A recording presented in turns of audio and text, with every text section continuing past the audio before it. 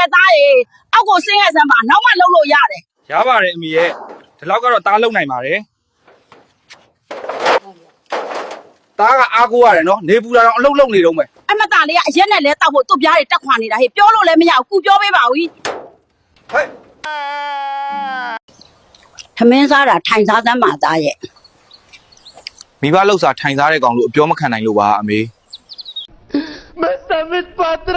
ဒီကောင်လေးဆောက်လုပ်ကိုတော့လက်ကြောတင်းအောင်မလုပ်ဘူး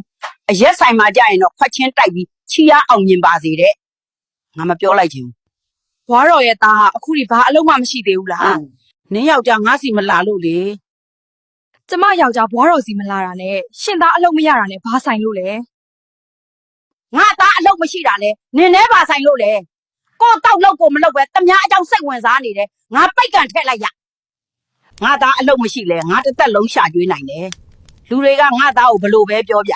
ငါမျက်စိထဲမှာတော့ငါသားကအဖိုးတန်ရွှေလေးလိုပဲမိဘကတော့သားသမီးတွေဘလောက်ဆိုးဆိုးအပြစ်မမြင်ဘူးသားသမီးတွေကလည်းမိဘအပေါ်ကိုတိတက်ကြပါမိဘ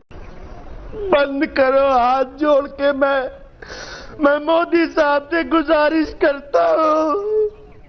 मैं राजनाथ सिंह से गुजारिश करता हूँ